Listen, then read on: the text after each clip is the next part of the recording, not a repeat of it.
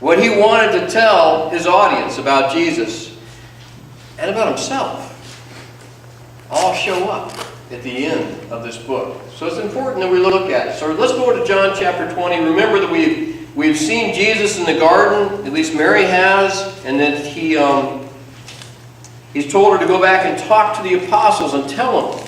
It says in John chapter 20, verse 19, it says, on the evening of that first day of the week. Okay, so we're talking about Easter Sunday. We're talking about the Sunday of the resurrection.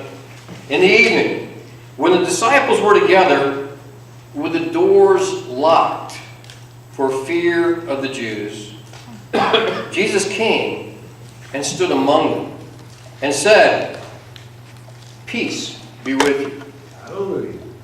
Peace be with you. Now, these guys are going through this myriad of emotions. I mean, since Friday, actually since probably Thursday, when a bunch of them ran out on Jesus in the garden.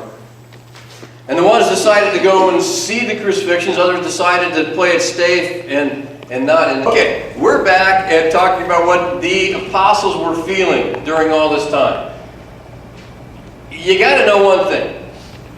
They're not feeling very good about themselves. I mean, how could they? I mean, they ran. They left. They denied. They even know Jesus. I'm talking about Peter. One of them stayed close. John stayed close throughout the whole thing. John still feels good about the little foot race. You know, because he won that little foot race out to the tomb. But all in all, they're afraid, and they're feeling pretty bad about themselves.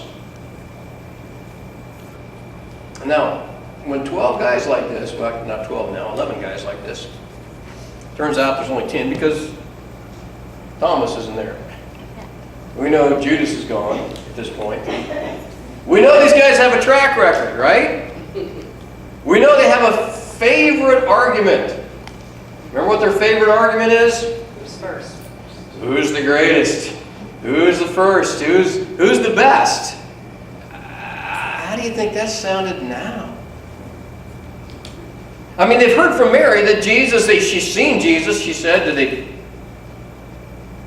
really believe him? I mean, Peter and John ran to the tomb. They saw it was empty, but they didn't see Jesus. Now, if you get 10 guys together like this, with this kind of temperament, with this kind of history, with this kind of baggage, and they're feeling bad about themselves,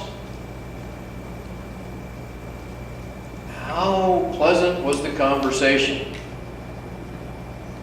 Would you really want to be in this room?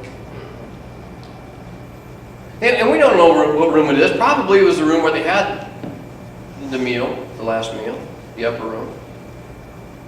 They probably thought, well, we'll just congregate there and find out what happens. But in the meantime, someone throw the lock on the door.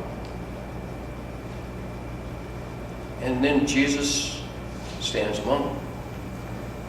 And the first thing he says is, Shalom. Shalom. That traditional, ancient, Jewish, Eastern greeting. Peace to you. Shalom.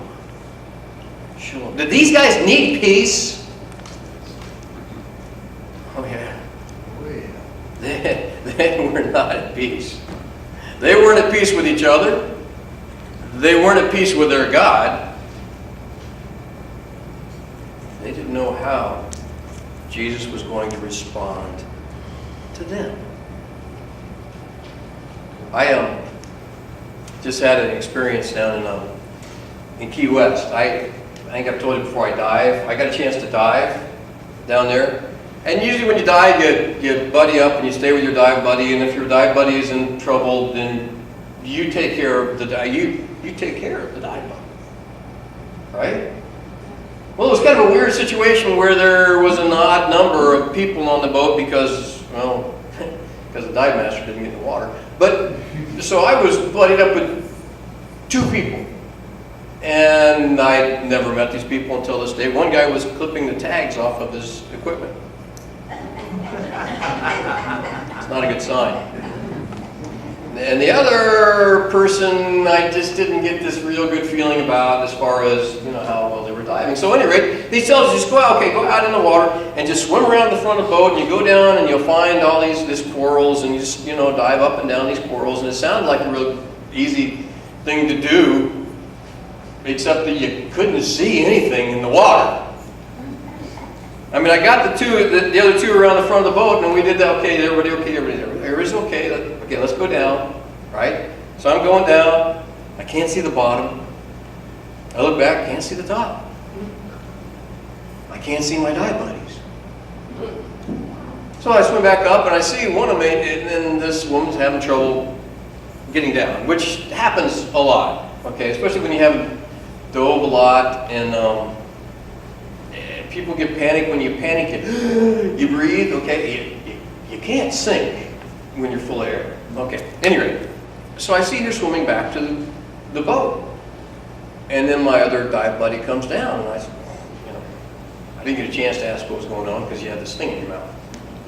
Right? So he kind of goes, what's going on? He said, oh, that's okay. Well, she's going back to the boat. We'll dive. So we dove around, and we got thoroughly lost. Had to come up. Well, it's way over there. Okay.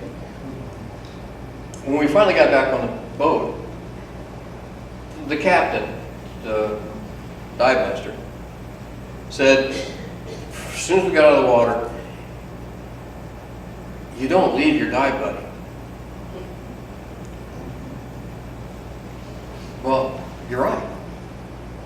I mean, I've been trained, and I know that you don't leave your dive, even if you have two. Okay.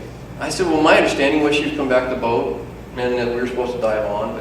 But he was right. You don't leave your dive buddy. I didn't feel very good about myself after that. Okay? I didn't feel very good about the whole operation, to be honest, after all that. But how were these guys feeling? There are 10 of them in a room with the door locked. This person that they pledged their fidelity to, their faithfulness to, they left him. What do they expect Jesus to say? Hey guys, you never leave your dive buddy. And they were just kind of waiting for that kind of, we're going to hear about this. We really are going to hear about this. Well, first off, did they expect to see him? Well, no. I mean, the door wouldn't have been locked, right? They didn't expect to see him. But the first thing that Jesus says to him is, peace. Peace. Okay, let's see what happens. These guys are still in shock. It says here, after this, verse 20, he showed them his hands and his side. His disciples were overjoyed when they saw the Lord. Okay, which one of those things happened first? When were they overjoyed? When they first saw him? Probably not.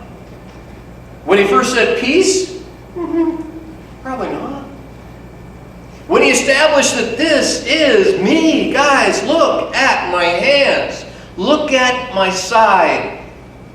John, you were there. You saw them nail me to the cross. You saw them pierce my side. Is it? Yes, it's Jesus. Yes. And then the joy overcame them. And guess what happens now? Again, Jesus said to them, peace be with you. I say it again. Why repeat a greeting at that point again?